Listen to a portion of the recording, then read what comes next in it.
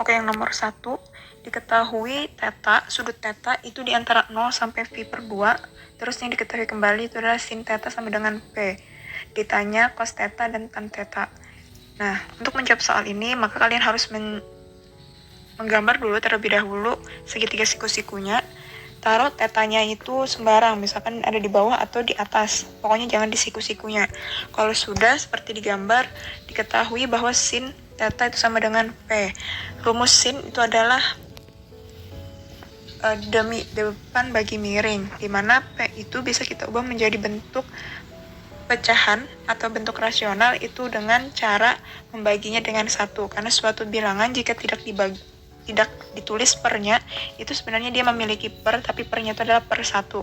Jadi sin theta itu sama dengan P bisa juga kita tulis menjadi P per 1, di mana P itu adalah depannya, 1 itu adalah miringnya, dan kita taruh ke dalam segitiganya, maka P itu berada di depan sudut theta dan 1 itu adalah sisi miringnya.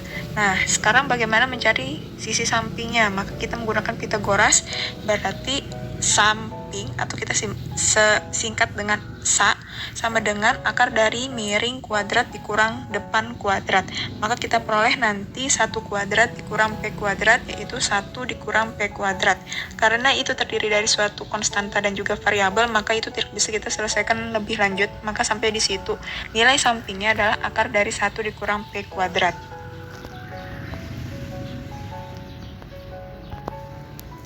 Oke, sekarang perhatikan sudut theta berada di kuadran berapakah sudut theta tersebut.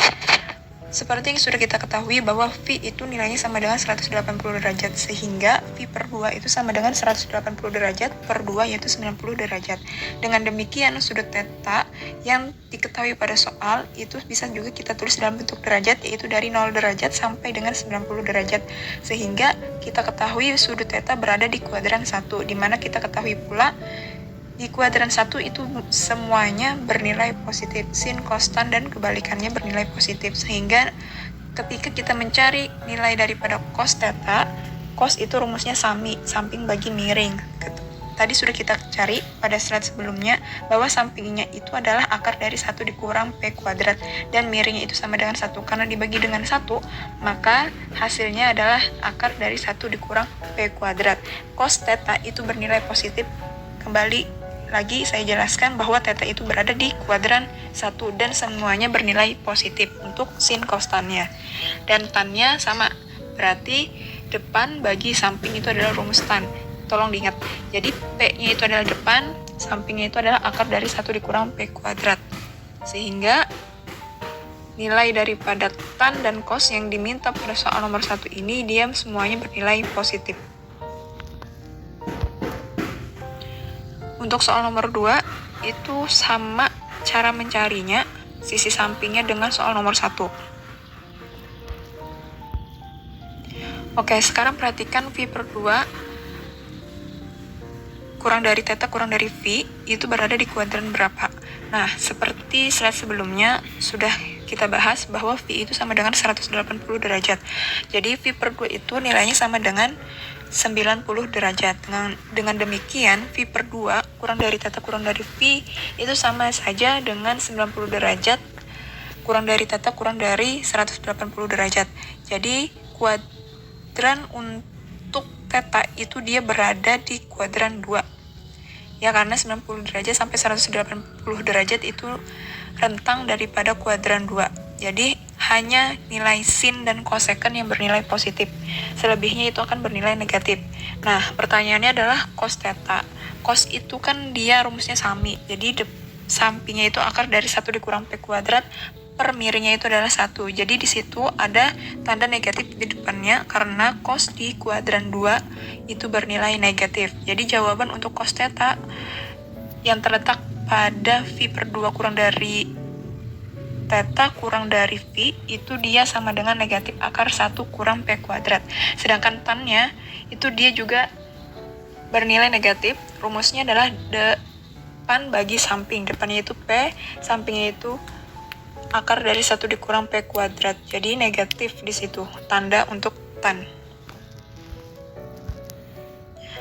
Oke, sekarang nomor 3. Nomor 3 itu diketahui alfanya itu berada di antara 3V per 2 sampai 2V, dan diketahui pula bahwa nilai daripada tan itu sama dengan negatif 4 per 3. Tentukan nilai sin setengah alfa, cos setengah alfa, dan tan setengah alfa. Nah, sekarang kita gambar terlebih dahulu segitiganya. Dari soal itu diketahui bahwa tan itu nilainya adalah negatif 4 per 3. Jadi bisa kalian buat 4 per 3 itu, ya 4 itu depannya, karena rumus tan itu adalah desa depan bagi samping, berarti D-nya atau depannya itu 4, sampingnya itu adalah 3. Jadi taruh di dalam segitiga, depan daripada sudut alfa itu adalah 4, dan sampingnya itu sama dengan 3. Kalau sudah, kalian cari nilai miringnya menggunakan Pitagoras. Rumusnya adalah miring sama dengan akar dari 4 kuadrat ditambah 3 kuadrat. Jadi nanti 16 ditambah 9 hasilnya 25, akar dari 25 itu sama dengan 5. Jadi sisi miringnya sama dengan 5. Lalu pada soal diketahui juga sudut alfa itu berada di antara 3V per 2 sampai 2V, di mana V itu tadi nilainya sama dengan 180.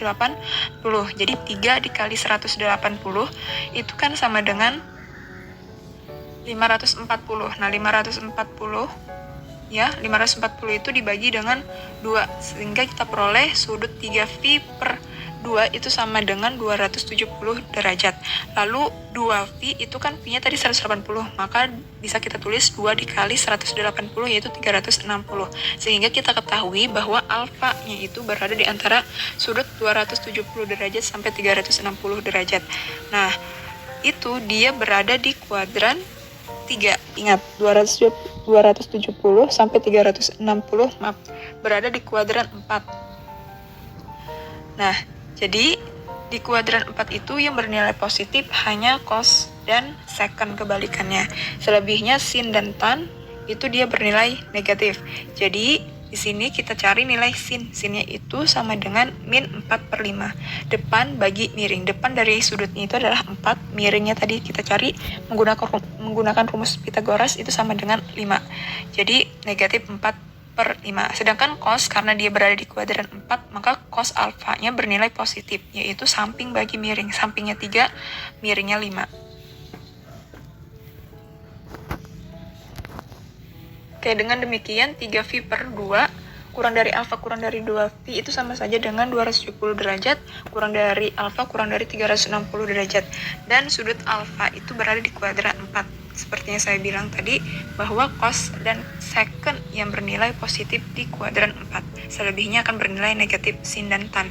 Nah, karena pada soal ditanya sudutnya itu adalah setengah alfa, maka rentang daripada sudutnya itu bukan 270 derajat sampai 360 derajat lagi, tapi berubah karena alfanya itu dia setengah. Artinya apa? Dibagi dengan 2. Kalau kalian sudah ketahui alfa itu di antara 270 derajat sampai 360 derajat, bisa kalian langsung bagi dengan 2 atau kalian kalikan dengan setengah. Nah, kalau pada slide ini saya jelaskan seluruh ruasnya saya kalikan dengan setengah supaya alfanya itu menjadi setengah alfa. Nah, ketika sudah dikalikan dengan setengah dan di tengahnya itu sudah berubah menjadi setengah alfa, maka sudutnya itu berada di antara 135 derajat sampai 180 derajat, di mana sudut 135 derajat sampai 180 derajat itu dia letaknya berada di kuadran 2, sehingga nanti untuk mencari nilai sin cos tan setengah alfa itu yang bernilai positif hanya sin dan kosekan. Berarti cos setengah alfa dan tan setengah alfa itu akan bernilai negatif. Oke, untuk soal yang pertama, sin setengah alfa. Rumus dari sin setengah alfa itu adalah plus minus akar dari 1 dikurang cos alfa per 2. Nah, karena setengah alfa tadi dia berada di kuadran 2, maka nilainya akan bernilai positif. Jadi plus minus yang ada di rumus itu, dia bergantung setengah alfanya itu berada di kuadran berapa. Bisa dipahami ya. Jadi setengah alfa untuk sin itu rumusnya positif akar dari 1 kurang cos alfa per 2. Nah, kita ganti cos alfanya sesuai dengan yang sudah kita cari di slide sebelumnya, yaitu 3 per 5. Jadi akar 1 dikurang 3/5/2. Nah, karena dia dikurang dengan pecahan, maka kita harus menyamakan penyebutnya. Jadi dia harus bentuk pecahan juga. Jadi 1 itu kita ubah menjadi bentuk pecahan, yaitu 5/5, karena 5 bagi 5 sama dengan 1. Jadi akar dari 5/5 dikurang 3/5 dibagi 2 sama dengan akar dari 2/5/2 sama dengan, nah, karena dibagi dengan suatu pecahan dibagi pembagian pecahan, maka yang di posisi penyebut di bawah itu dia harus dibalik posisinya. 2 itu kalau kita tulis dalam bentuk pecahan, maka dia nilainya sama dengan 2/1. Berarti kalau kita balik 2/1, nilainya sama dengan 1/2. Sehingga akar dari 2/5 nanti kita kali dengan 1/2. Sehingga kita peroleh akar 1/5. Jadi 2 yang ada di dalam akar sebelumnya itu dicoret. Nah, kita peroleh akar 1/5. Nah, akarnya itu kan di dalam satu bentuk pecahan, maka nanti kalian harus bagi jadi 2. Jadi akar 1 per akar 5. Akar 1 itu sama dengan 1, akar 5 itu tidak bisa diakarkan. Maka karena di bawah itu posisinya bentuk akar, maka akar 5 itu harus dihilangkan dengan cara merasionalkan. Sudah saya jelaskan beberapa kali sebelumnya, maka kalian bisa mengulang dengan mencoret-coret sehingga bentuk setelah dirasionalkan itu 1/5 akar 5. Nah, untuk yang B, cos setengah alfa, nilainya itu negatif. Kenapa? Karena setengah alfa tadi dia berada di kuadran 2, maka cos itu bernilai negatif. Nah, rumusnya sama dan pengerjaannya pun sama. Dan hasilnya untuk cos setengah alfa itu sama dengan min 2/5 akar 5. Dan C itu tan setengah alfa, Tan setengah alfa itu sama seperti cos, karena tan itu di kuadran 2 negatif, maka rumusnya menjadi negatif dari akar 1 kurang cos alfa per 1 tambah cos alfa. Nah, kita peroleh itu nilainya sama dengan min setengah. Kenapa jadi min setengah? Karena akar 1 per akar 4 ya. Akar 1/4 itu bisa kita pecah akarnya menjadi akar 1 per akar 4. Di mana akar 1 itu sama dengan 1 dan akar 4 itu bisa kita akarkan nilainya sama dengan 2. Sehingga tidak perlu dirasionalkan. Jadi tan setengah alfa itu nilainya sama dengan negatif 1/2.